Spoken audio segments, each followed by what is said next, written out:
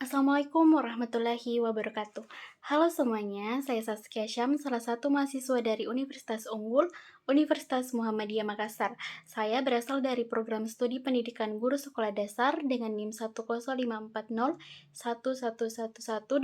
dari kelas 2 EPGSD. Di sini saya akan menjalankan tugas akhir dari mata kuliah teori pelajaran implementasi pada pembelajaran di SD yang diampu oleh Bapak Wahyudin SPD MPD. Pada kesempatan kali ini, saya akan memaparkan sebuah materi yang sangat relevan dengan perkembangan pendidikan modern saat ini, yaitu teori belajar sibernetik dan penerapannya dalam pembelajaran.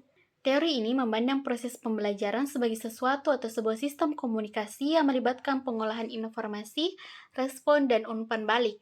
Di tengah kemajuan teknologi saat ini, pendekatan sibernetik memberikan dasar yang kuat bagi penerapan pembelajaran berbasis teknologi, e-learning, dan pengembangan sistem pembelajaran yang adaptif.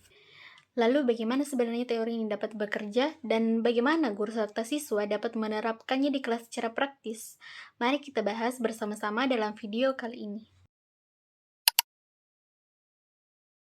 Pertama, mari kita bahas tujuan dari metode pembelajaran teori belajar sibernetik dan penerapannya dalam pembelajaran. Jadi, tujuan dari materi ini adalah untuk memberikan pemahaman tentang bagaimana proses belajar dapat dipandang sebagai suatu sistem komunikasi dan pengolahan informasi, serta bagaimana prinsip-prinsip tersebut dapat diterapkan dalam proses pembelajaran yang efektif dan adaptif. Adapun tujuan teori belajar sibernetik yang pertama yaitu memahami proses belajar sebagai sistem. Teori ini menekankan bahwa belajar adalah hasil dari komunikasi antar input, proses internal, dan output dalam suatu sistem yang saling berinteraksi. Adapun yang kedua yaitu untuk meningkatkan efektivitas umpan balik. Dalam sistem sibernetik, umpan balik atau feedback memegang peranan penting. Tujuannya adalah untuk membantu peserta didik mengoreksi kesalahan dan memperbaiki pemahaman. Adapun tujuan ketiga yaitu mengembangkan sistem pembelajaran yang adaptif. Jadi, sibernetik menekankan pada kemampuan sistem belajar untuk beradaptasi dan mengatur diri sendiri berdasarkan umpan balik yang telah diterima. Adapun tujuan keempat yaitu mendukung pembelajaran berbasis teknologi dan informasi. Jadi karena sibernetik ini erat kaitannya dengan sistem komunikasi yang seperti dijelaskan tadi, terkhususnya komunikasi dan teknologi informasi, teori ini mendasari banyak penerapan pembelajaran digital, e-learning, dan sistem manajemen pembelajaran atau LMS. Selanjutnya, kita akan membahas tentang konsep materi dari teori belajar sibernetik ini. Jadi, pertama kita akan membahas pengertian teori belajar sibernetik terlebih dahulu.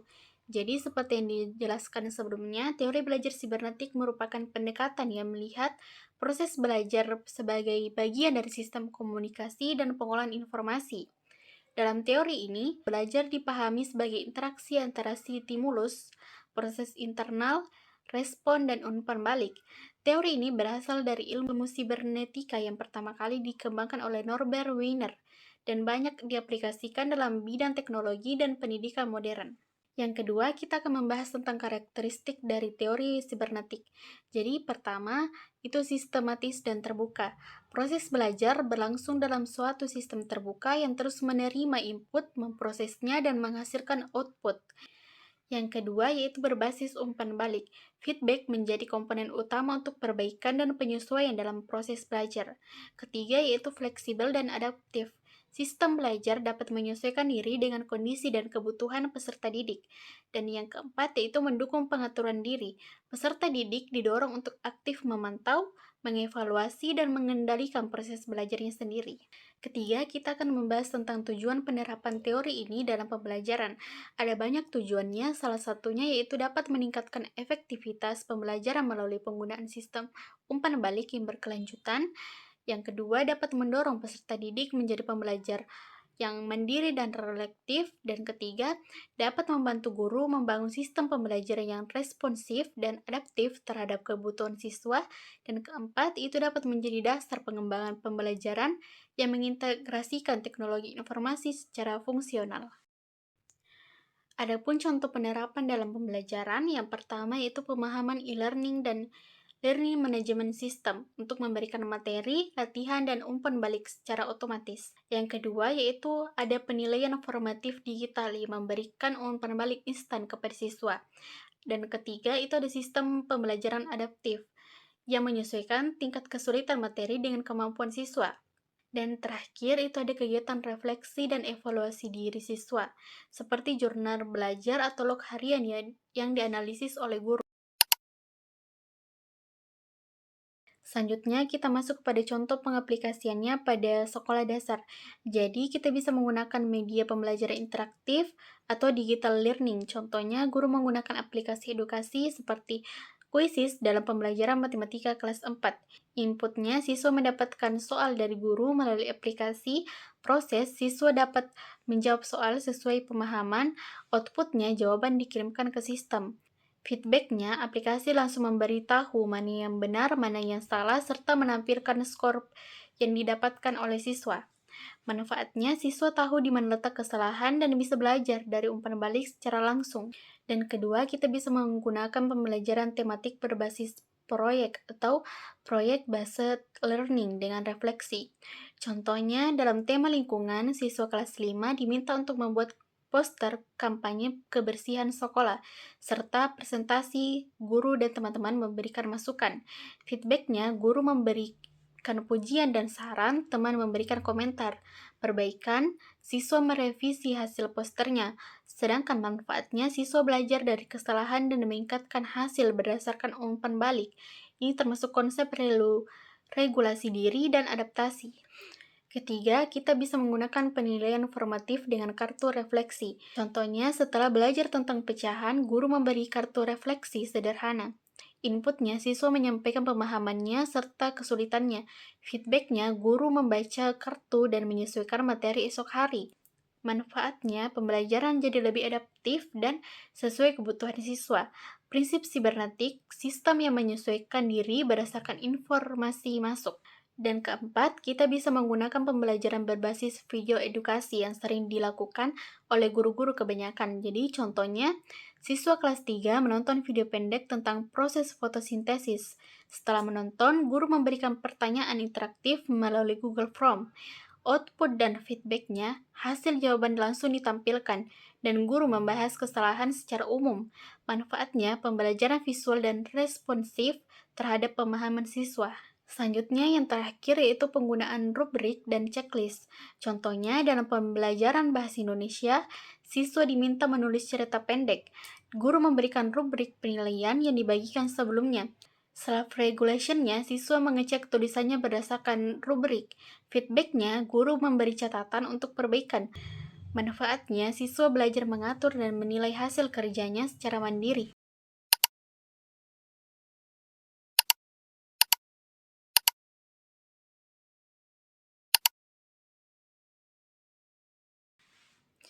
Adapun kesimpulan dan penutup, teori belajar sibernetik memberikan kerangka berpikir yang sistematis dalam memahami proses pembelajaran sebagai suatu sistem komunikasi dan pengolahan informasi. Dalam pendekatan ini, belajar tidak hanya dilihat sebagai proses menerima informasi, tetapi juga sebagai rangkaian interaksi dinamis antara stimulus, respon, pengolahan internal, dan umpan balik yang terus berlangsung. Ciri khas utama dari teori ini adalah peran penting umpan balik atau feedback dalam memperbaiki, menyesuaikan, dan mengoptimalkan proses belajar. Dengan adanya informasi balik yang tepat, peserta didik dapat menyadari kesalahan, memperbaiki pemahaman, dan mengatur strategi belajar secara mandiri. Ini sejalan dengan prinsip self-regulate learning, di mana siswa berperan aktif dalam mengelola proses belajarnya sendiri.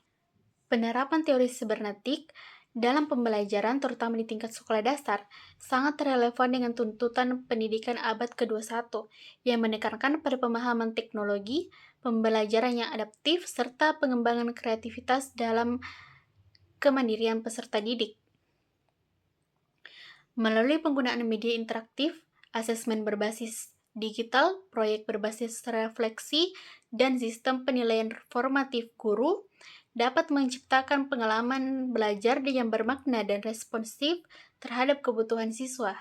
Di sisi lain, guru juga dituntut untuk mampu menjadi fasilitator yang adaptif, yang tidak hanya mentransfer pengetahuan, tetapi juga membangun sistem pembelajaran yang komunikatif, terbuka terhadap umpan balik, dan siap beradaptasi sesuai kondisi nyata di kelas. Dengan memahami dan menerapkan teori belajar sibernetik secara tepat, pembelajaran tidak lagi bersifat satu arah, melainkan menjadi proses kolaboratif yang terus berkembang, terukur, dan mampu mendorong peserta didik menjadi pembelajar yang aktif, kreatif, dan mandiri di tengah perkembangan zaman yang serba digital ini.